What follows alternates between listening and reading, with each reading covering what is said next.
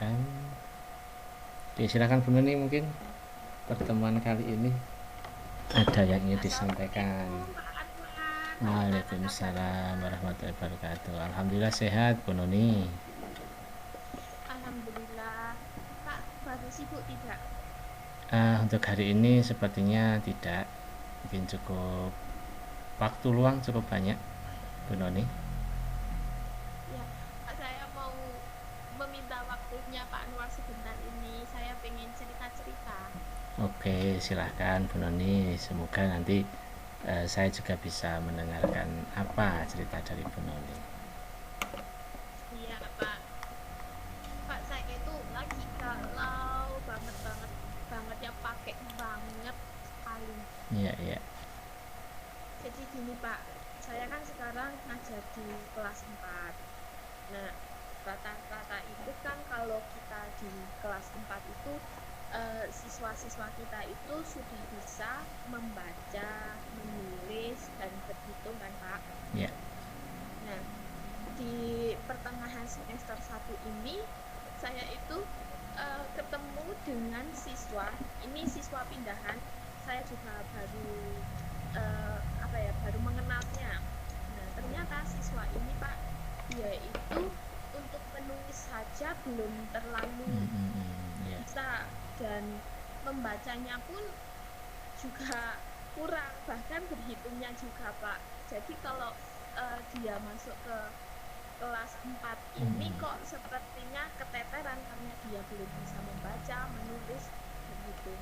Bahkan siswa ini Pak, untuk pengenalan huruf abjad A, B, C sampai Z itu masih terbolak-balik seperti huruf D ke huruf B atau huruf W seperti apa, dia pun masih berpikir gitu Pak.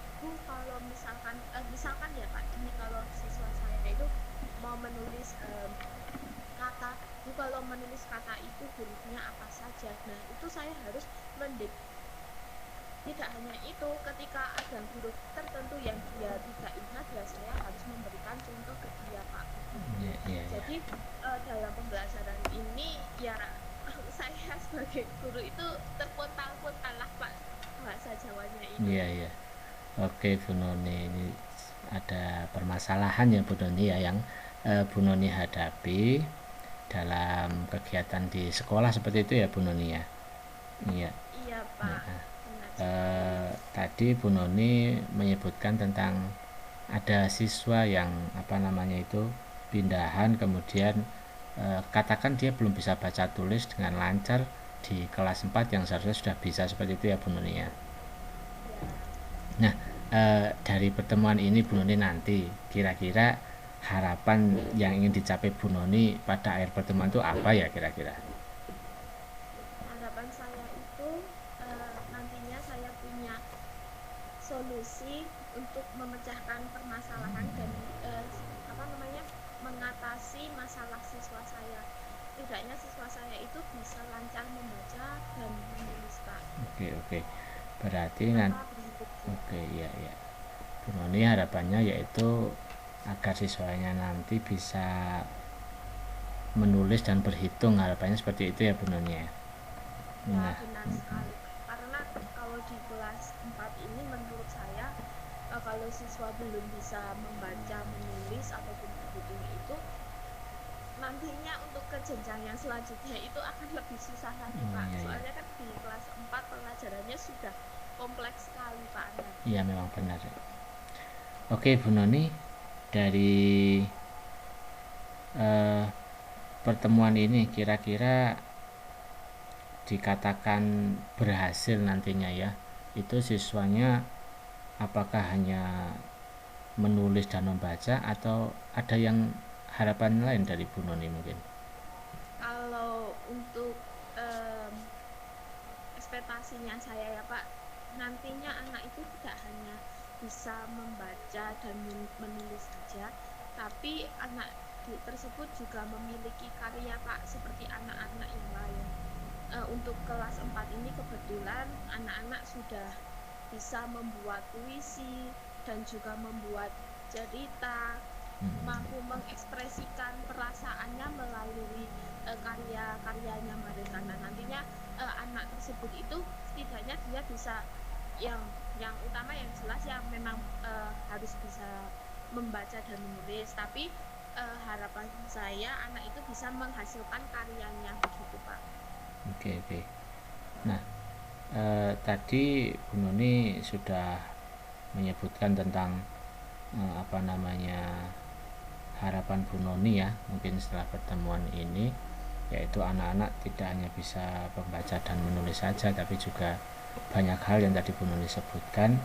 Nah, yang ingin saya tanyakan lagi Bu Noni, bila Bu Noni apa namanya itu melihat dari permasalahan yang Bu Noni sampaikan tadi, itu apa yang sudah Bu Noni lakukan ini ya dalam hal mencapai tujuan itu, kira-kira apa ini Bu Noni?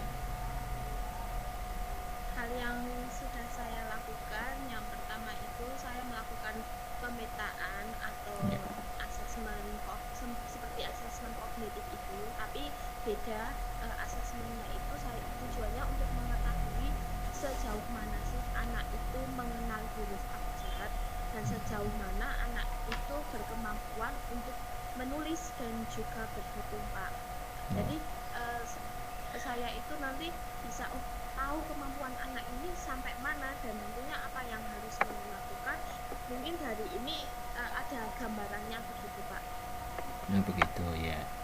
Nah kalau dari Bu Noni sendiri, kira-kira tujuan tadi yang Bu Noni sebutkan itu kalau dari skala 1 sampai 10 kira-kira berada di mana ya dari Bu Noni sendiri? Kalau untuk sekarang melihat kondisi siswanya ini belum apa ya, skalanya belum terlalu banyak Pak. Masih sekitar 4 sampai 5-an ini karena benar-benar anak ini sangat istimewa sekali. Seperti kemarin Pak, pembelajaran itu kita tentang panca indera itu Pak, kan di depan itu sudah ada tulisan panca indera penglihatan mata begitu kan Pak. Nah anak itu mau menuliskan apa namanya, baru saja dijelaskan dan teman-temannya pun juga bilang ya itu yang apa namanya tulisan penglihatan panca indera mata, panca indera penglihatan mata. Nah itu anak itu masih bingung itu loh, mau nulis itu pun bingung padahal yang di depan itu sudah apa namanya sudah ada tulisannya. Jadi dia itu belum tahu, oh kalau mau menuliskan panca indera penglihatan itu kan depannya ada huruf P terus apa-apa. Nah anak itu belum tahu Pak, jadi kemarin itu sempat jadi apa ya jadi kendala dalam pembelajaran ini lah Pak. Dan anak-anak itu di kelas itu ya ngetawain anak tersebut. Jadi saya kok merasa kasihan, ini anak kok belum bisa membaca terus belum bisa menulis, jadi bahan ketawaan di kelas. Walaupun ya Pak, kita kan ada keyakinan kelas tidak boleh membuli dan sebagainya, tapi secara otomatis tuh anak-anak kok ngetawain gitu. Iya. Memang saya agak juga melihat perasaan Bu Noni ya ketika anak seperti itu ya. Kita lanjutkan Bu Noni. Kira-kira apa yang sudah Bu Noni punyai atau apa kekuatan Bu Noni dalam mencapai tujuan yang nanti akan diselesaikan ini, menurut Bu Noni apa ini kira-kira? Kekuatan yang sudah saya miliki sebelumnya kan saya pernah ngajar di kelas 1 SD Pak. Jadi di kelas 1 itu kan perubahan pembelajaran dari TK ke SD. Jadi kebanyakan siswa yang masuk SD itu belum bisa mengenal membaca, menulis, dan berhitung. Nah dari pengalaman tersebut itu menjadi kekuatan saya untuk memperbaiki atau membantu siswa saya yang belum bisa membaca dan menulis di kelas 4 ini. Terus yang paling penting semangat dan komitmen Pak. Semangat dan komitmen ya, berarti dengan pengalaman yang sudah saya miliki waktu saya mengajar di kelas 1 SD itu. Ya, berarti memang di kelas 1 ini juga memang butuh komitmen juga. Nah selanjutnya Bu Noni, kira-kira apa kemungkinan yang bisa diambil Bu Noni untuk mencapai tujuan itu? Mungkin selain dari pernah mengajar di kelas 1 atau punya komitmen, itu kira-kira apa Bu Noni? Kemungkinan yang mungkin ada, terlebih kan di kelas 4 itu jam pulangnya sampai dengan jam setengah 12, dan saya itu kita lah ada jam kerja sampai jam 14.00 atau jam 2 siang ya Pak. Nah nanti saya ini memanfaatkan waktu itu untuk membantu siswa saya untuk mencapai tujuannya, bisa membaca, menulis, dan berhitung Pak.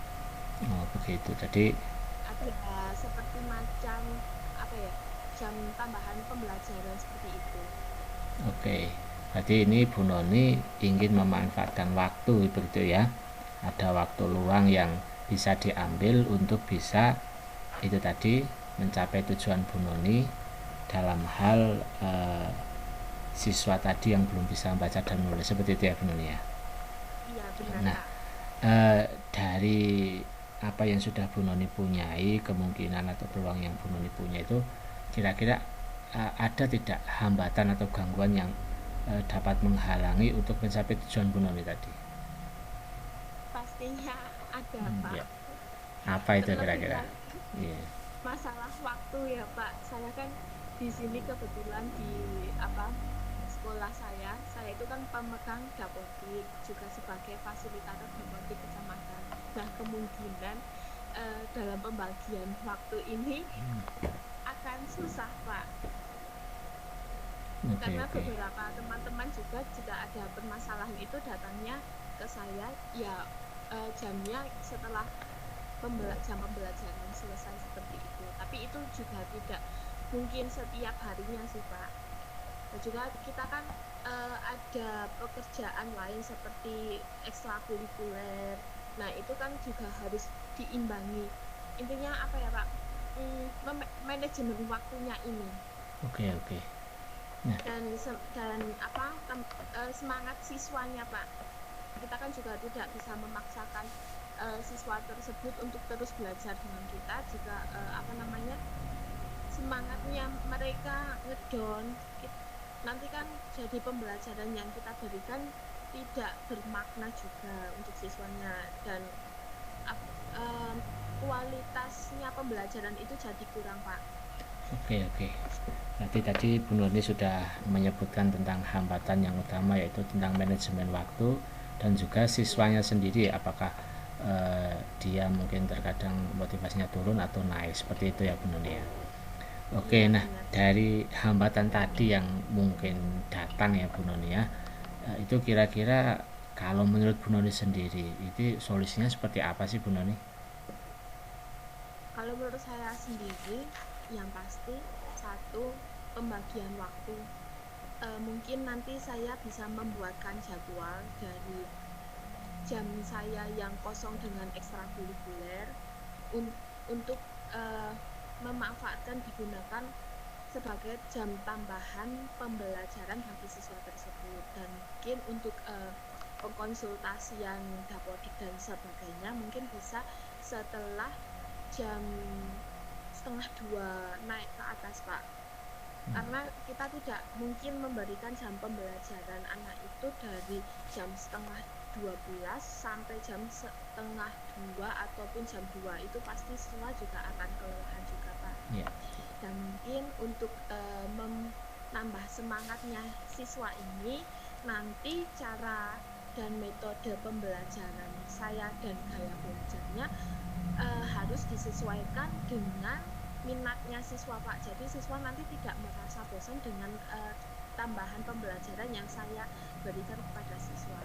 Nanti harapannya saya itu ketika siswa tersebut ada jadwal bertemu dengan saya untuk menambahkan pembelajaran atau tambahan jam pembelajaran ini, nanti siswa itu semangat menunggu-nunggu waktunya untuk wah hari ini ada jadwal belajar sama Bu Noni. Nah itu harapan saya, itu siswa itu ada semangatnya ke situ Pak, karena saya yakin ketika siswa itu semangat dan menunggu pembelajaran, sangat menunggu pembelajaran ini, pembelajaran itu akan mudah diterima oleh siswa seperti itu Oke, Pak.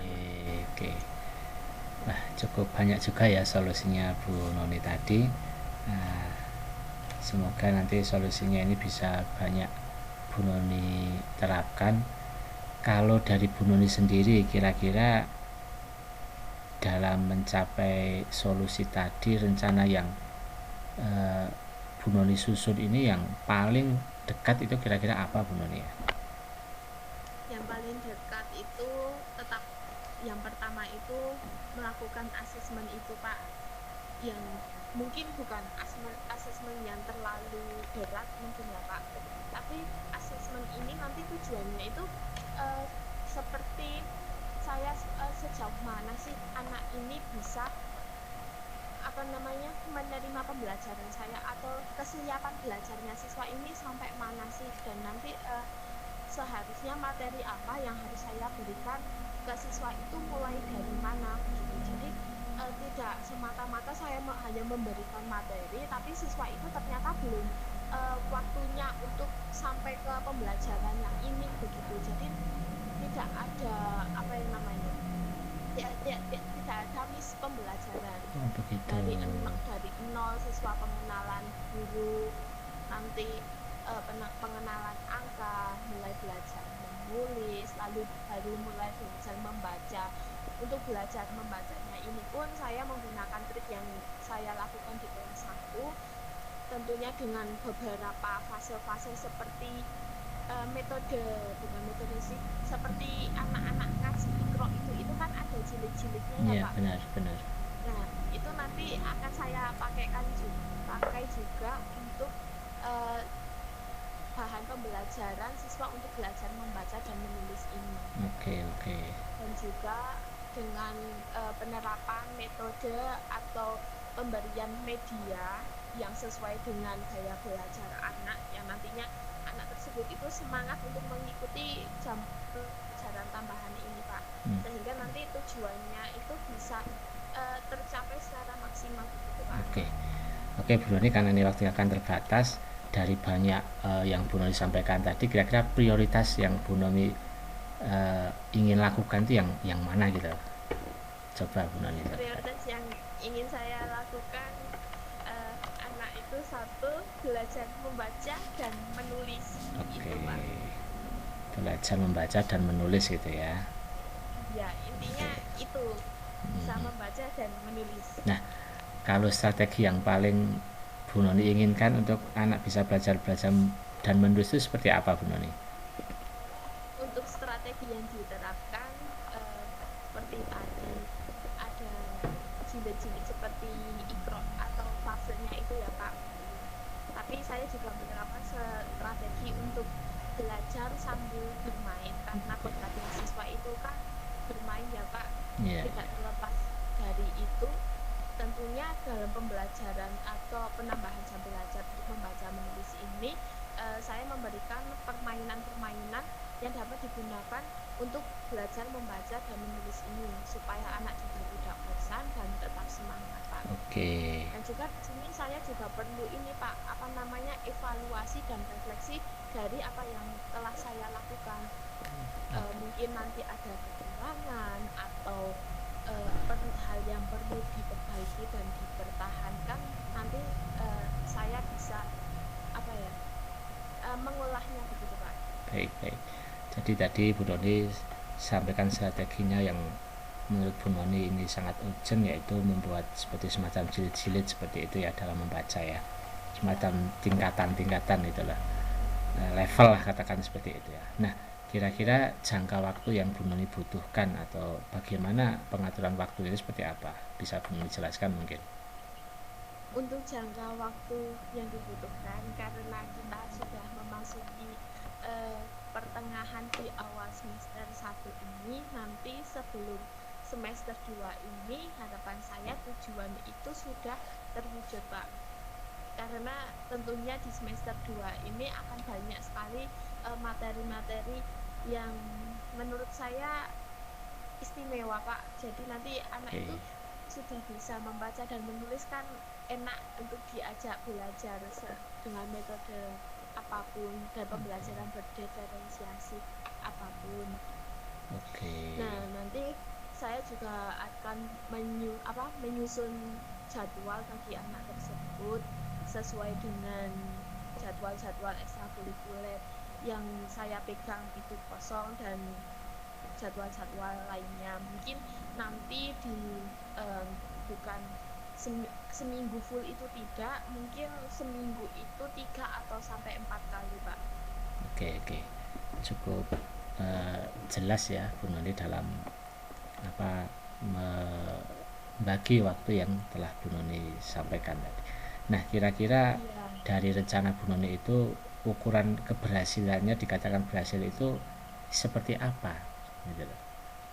Coba Bu Noni ceritakan. Ukurannya dikatakan berhasil itu siswa dapat menulis dengan lancar, terus dapat membaca dengan lancar juga, Pak. Bukan nanti yang di tahap awal pertama, Pak, siswa itu dapat menulis apa yang saya katakan. Misalkan kalau dulu di kelas 1 ada sistem dikte itu, Pak. Oh iya, benar. Nah, ketika saya mendikte tulisan apa gitu, nanti siswa bisa menuliskannya dengan baik dan benar, dan juga ejaan EYD-nya yang dibutuhkannya dan sebagainya. Itu untuk yang menulis itu saya sebagai kriteria kalau anak itu sudah mencapai tujuan. Terus yang kedua, untuk membacanya nanti anak bisa membaca sesuai dengan EYD-nya juga. Ketika ada titik dia berhenti, ada koma berhenti sebentar. Nah, seperti itu, Pak. Intinya membaca dan menulis itu lancar. Oh, baik. Berarti itu tadi indikator keberhasilan dari tujuan Bu Noni ya. Nah, dari rencana tadi itu kan tentunya pasti ada juga kan gangguan yang nanti akan muncul. Nah, kira-kira cara Bu Noni mengatasi atau mengantisipasi gangguan itu seperti apa? Coba diceritakan Bu Noni. Untuk mengatasi gangguan yang mungkin akan muncul, yang pertama itu tetap komunikasi, Pak. Iya, komunikasi ya. Nanti saya bisa berkomunikasikan dengan rekan sejawat saya, berkomunikasi dengan wali murid siswa tersebut, berkomunikasi dengan siswa tersebut, begitu. Oke. Karena kalau sampai miskomunikasi itu kegiatannya jadi kurang lancar sih kalau menurut saya. Nah, untuk selanjutnya ini Bu Noni, ini sudah hampir di akhir percakapan kita ya Bu Noni ya. Kira-kira komitmen terhadap rencana aksi Bu Noni yang tadi akan Bu Noni lakukan itu seperti apa? Seberapa besar sih komitmennya Bu Noni itu? Bisa diceritakan dong. Komitmennya saya harus bertanggung jawab sampai dengan anak tersebut mencapai tujuan pembelajarannya dan sampai anak tersebut bisa menerapkannya dalam kehidupan sehari-hari, terutama saat pembelajaran di kelas, dan memberi energi positif ke siswa tersebut, Pak, supaya anak tersebut mudah menangkap pembelajaran yang saya berikan dan mencapai tujuannya. Baik. Nah, dari komitmen tadi, kira-kira Bu Noni punya tidak orang yang bisa membantu menjaga komitmen itu, kira-kira siapa gitu? Ada.